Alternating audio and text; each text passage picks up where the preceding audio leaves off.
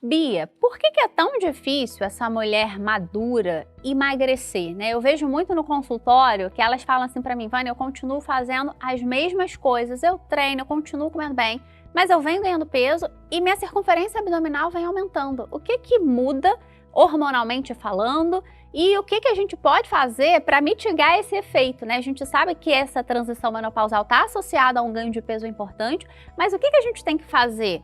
Talvez já hoje, né, para que a gente passe por essa transição menopausal e chegue na menopausa sem tanto ganho de peso ou com uma barriga tão grande? Essa pergunta é ótima e a gente que atende muitas mulheres, a gente vai lidar com essa queixa. Em algum momento vai chegar uma mulher para você e vai falar, olha, eu não sei o que está acontecendo. E às vezes a pessoa acha até que ela está mentindo, né? Quando ela fala, não, eu como a mesma coisa, eu faço o mesmo exercício. Bem, na literatura a gente sabe que na fase da perimenopausa existe uma queda da taxa do metabolismo basal em torno de 250 a 300 calorias, né? Por conta não só da perda de massa muscular, que é inerente, né, dessa fase da vida, pela redução gradual que vai acontecendo nos nossos níveis de estradiol, né, de estrogênio, mas também porque a gente começa a ter ali uma resistência insulínica, o nosso metabolismo ele de fato fica diferente, né? A metabolização da gordura muda de figura. O estrogênio ele é um hormônio que ele dá ao corpo feminino, né? Então quem tem filha ou quem tem irmã novinha vê, né? A menina ali por volta dos 11, 12 anos ela começa a ganhar gordura no quadril, na mama, porque o estrogênio ele é um hormônio que tem essa característica. Então, quando você começa a ter mudança no metabolismo estrogênico, mesmo que você ainda não tenha de fato deixado de menstruar, que é o que caracteriza a menopausa, né? 12 meses sem a menstruação, né? Você chega na menopausa. Então, essa perimenopausa, que pode começar, segundo a literatura, até 10, 13 anos antes, né? Ela pode já ir trazendo mudanças pequenas, mas que para a mulher já são significativas. Então esse acúmulo de gordura abdominal, porque de fato o estrogênio ele já não está mais cumprindo aquela ação de levar o tecido adiposo para a região do quadril, da mama, então vai sobrar em outras regiões do corpo. Junto com isso, a gente tem que pensar em todas as alterações que essa mulher vai ter do sono, né? Isso mais perto até dela menopausar, né? Então, muitas vezes, uma noite de sono mal dormido, um aumento do cortisol, né? E trazendo também uma mudança até, às vezes não mudou o que come, mas não mudou a quantidade, mas mudou um pouco a qualidade da alimentação, né? Então, no meu olhar, a gente tem que trabalhar com ela antes de fato dela menopausar. Ela vai precisar ganhar massa muscular, porque a massa muscular é a nossa parte mais ativa. Tem alguns estudos que falam da menopausa como inflamapausa, né, mostrando toda essa questão inflamatória que acomete essa mulher. E isso é anos antes, né? A gente fala climatério, climater, quer dizer degrau, né? Então você está num degrau que, sem dúvida, uma hora vai culminar, né, com a falência ovariana, né? Então é um cuidado pré também que a gente tem que ter, com uma alimentação de fato mais cuidadosa no sentido de qualidade, fornecer bastante antioxidantes para ajudar, enquanto a mulher ainda está na perimenopausa, a poupar essa reserva ovariana que ela ainda tem, né, de certa forma, até ela menopausar de fato, regular o intestino, como a gente falou tanto, para protegê-lo, ela desse estrogênio aí que está sendo muitas vezes reabsorvido, e fazer um trabalho ali mesmo de não só de contagem de caloria, mas de aumento do gasto energético a partir do exercício. Então são muitas coisas, né? Muitas coisas. Eu acho que o lado bom disso, para mim, né, envelhecer é um privilégio, né? Porque até 1902 a expectativa de vida da mulher no Brasil era 42 anos, né? Então era muito pouco. Hoje em dia a gente já tá ali nos 76, 78 anos. 79, a gente tá... Então a gente tá melhorando, só que a gente tem que estar preparada para esse envelhecer. Isso eu falo muito para as minhas pacientes, tem uma poupança que você tem que fazer de músculo. Então, quanto antes você puder construir massa magra, porque você vai precisar dela, porque é a massa magra que leva o esqueleto para passear, né? Então, você precisa ter essa poupança, porque lá na frente você vai se arrepender por não ter construído a massa magra, né? E aí, você falou dessas mudanças, né, do consumo alimentar, eu vejo muito uma busca pelo carboidrato, Nessa mulher que vai envelhecendo, até porque às vezes a digestão proteica começa a ficar comprometida pelo envelhecimento desse trato gastrointestinal, pode haver esse prejuízo e ela busca mais pelo carbo. Só que essa mulher já é resistente à insulina, então assim, essa conta não fecha. Ela come mais carboidrato, ela já está resistente à insulina, a quantidade de massa magra dela está decaindo e ela está inflamando, porque envelhecer é inflamar, né? Então eu tenho aumento daquele inflamédio. Então eu junto ali muitas frentes ao mesmo tempo que acabam mudando completamente essa deposição de gordura no corpo e favorecendo o maior depósito, né? Até porque, como você falou, o estradiol vai decaindo, a gente vai depositando na barriga, uma injustiça, né? Mas é verdade. É verdade. E você sabe uma estratégia, Vânia, que eu até bem pouco tempo atrás, eu não era muito adepta, nem comigo. E a gente até falou dela hoje ali no camarim, né? Que é o jejum intermitente. É uma estratégia que funciona muito bem com a mulher madura. E assim, sem exageros, né? A gente estava aqui conversando também da minissérie, né? O Vinagre de Maçã, que vocês têm que assistir, quem não assistiu, que fala dessa coisa dos exageros e tal. Então, gente, eu não estou aqui dizendo que todo mundo tem que fazer jejum, que eu vendo um curso de jejum. Não é isso. Mas, de fato, o jejum para essa mulher e para a mulher que de fato vai aderir, né? Não adianta a gente para todo mundo, passar para todo mundo, dá um resultado muito interessante. Eu gosto bastante e eu observo, né? Já pensando ali em intestino, ciclo circadiano, que é mais interessante eu jantar cedo e abrir essa janela de alimentação mais cedo do que o que geralmente as pessoas fazem, que é pular o café da manhã e jantar tarde. Pensando nesse relógio biológico que a gente tem, toda essa orquestra de funcionamento intestinal, é mais interessante eu jantar cedo. Então ali, se você conseguir 18 horas, você fecha a janela de alimentação, 18, 19, você abre a janela de alimentação no dia seguinte, 12 ou 14 horas depois. Não precisa ser todo dia, né, esse jejum mais prolongado. Na verdade, 12 horas é um jejum fisiológico, 12 e 12, já que é ciclo de claro e escuro por causa da luz, né? Mas eu gosto de jejum 12 e 12 diário, 14 e 16. Eu também. Uma vez na semana cada. Eu acho Estamos bem afinadas nessa conduta, porque eu faço muito isso também. Com essa paciente madura, é uma estratégia que eu acho que funciona muito bem. Vejo resultados bem interessantes. Ajuda até na parte digestiva, né? Ela jantar mais cedo. Na cibo. E até nessa paciente que quer envelhecer de forma mais lenta, porque como diminui a insulina, controla o estresse oxidativo. Então, um dos segredos da longevidade é comer menos, né? E passar mais tempo em jejum. E a autofagia, né? Exatamente. Aquela varredura que a gente vai ter por conta do jejum programado. Vânia, a gente sabe que vamos envelhecer, né? Nós atendemos muitas mulheres que estão entrando nessa fase madura, né, da vida, que as mudanças hormonais trazem alterações. Como que você lida com essa mulher, com esse envelhecimento feminino? Como você acha que o intestino ele pode ajudar ou atrapalhar, né, essa questão do envelhecimento feminino? Qual é a sua abordagem com relação a isso? É importante a gente saber que à medida que a gente envelhece, a composição microbiana desse intestino também vai mudar. Fazendo uma analogia, é como se o nosso intestino fosse a floresta amazônica, diversa e complexa. À medida que a gente vai envelhecendo, a gente vai perdendo um pouquinho de complexidade e diversidade. E esse intestino, ele começa a se assemelhar a uma floresta menos diversa. Eu brinco com as minhas pacientes que ele fica parecido com um jardim de margarida. Mas a gente não quer um intestino só com margaridas, a gente quer um intestino complexo, florido. Então, quando a gente envelhece, eu tenho uma queda dessa diversidade e isso está associado ao aparecimento de várias desordens cardiometabólicas. Então, eu posso falar de diabetes, eu posso falar de questões cardiovasculares, até ganho de peso associado a essa mudança intestinal.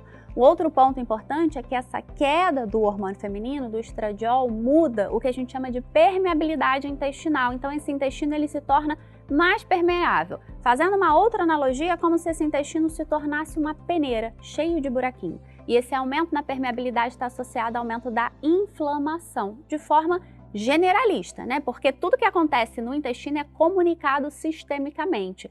Então, quando eu aumento essa permeabilidade, eu aumento a inflamação e com isso eu posso, por exemplo, favorecer a resistência à insulina, que já é inerente à idade. À medida que a gente envelhece, a gente se torna mais resistente à insulina também. E um outro ponto importante é a mudança do estroboloma, que é um grupo de bactérias que está associado à metabolização do estradiol, então a gente muda essa composição intestinal, isso vai impactar no nível de estradiol que tem no sangue. E um outro ponto importante também é que essa alteração do estroboloma poderia, por exemplo, estar associado ao aumento de infecção urinária de repetição, porque uma das bactérias que compõe o estroboloma chama E. coli. A E. coli é o agente causador de infecção urinária de repetição. Então, esse declínio, né, da produção hormonal, o envelhecimento feminino, muda a composição intestinal, favorece a infecção urinária de repetição, fungo, e também está associada a ganho de peso e desordens cardiometabólicas. Então, a gente sempre tem que ficar de olho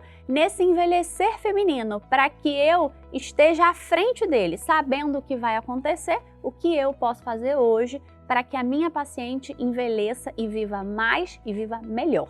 Sabe uma coisa que eu observo, Vânia, que essa paciente, por exemplo, que está ali na perimenopausa, né, muitas vezes ela está decidindo se ela vai ou não aderir à reposição hormonal, ela ainda não tem segurança. E já aconteceu até comigo no consultório, não sei se você já passou por isso, da paciente começar uma reposição e não ter o resultado que ela esperava, né? Então, eu acho que passa muito do que a gente está conversando, né? Se você não organiza primeiro a saúde intestinal, até por conta do estroboloma, né? Para essa metabolização estrogênica, então você acaba, de certa forma, até atrapalhando uma resposta que seria melhor numa reposição hormonal.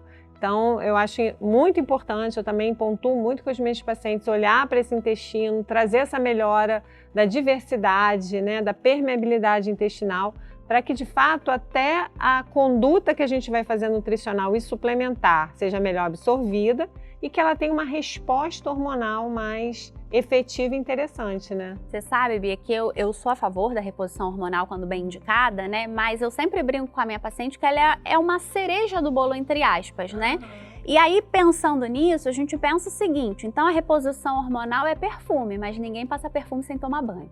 Então eu preciso antes cuidar da base, cuidar do intestino, tratar a resistência à insulina, porque tratar a resistência à insulina é fazer modulação hormonal, né? Então tratar isso, repor nutrientes que são importantes para a síntese hormonal, para a síntese de mediadores inflamatórios ou anti-inflamatórios. E aí, depois disso, com a casa arrumada, a gente pensa em fazer a reposição. Importante a gente não botar a carroça na frente dos bois, porque geralmente o resultado não sai como esperado. Ter esse olhar sistêmico, né? Exato. Bia, a queda da libido é uma queixa muito constante nessas mulheres maduras, né? Existe algo que a gente possa fazer, nutricionalmente falando, um fitoterápico, algum padrão alimentar que a gente possa seguir que aumente a libido nessas mulheres, para além da reposição hormonal? O que a nutrição pode fazer por elas? Eu acho incrível que hoje a gente pode estar aqui falando de libido, né?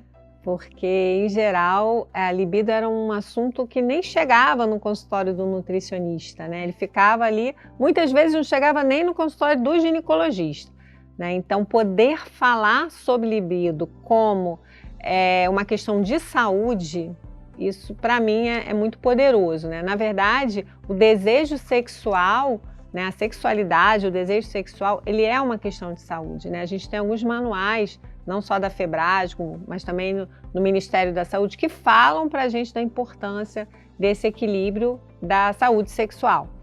Então, a gente tem momentos na vida da mulher onde a gente tem muita mudança nessa questão da libido. O maior problema, o que está mais relacionado com a falta da libido, você sabe o que é? O quê? O estresse. O estresse é o número 1 na falta de libido, em homens e mulheres, mas mais ainda em mulheres. Por quê? Existe uma metodologia, né? Existe uma estudiosa que se chama Basson, que ela estudou o ciclo da libido em mulheres. O que ela observou, Vânia? Ela observou que nós mulheres, nós podemos entrar no ciclo da resposta sexual sem necessariamente estarmos ali mega motivadas para aquilo, né?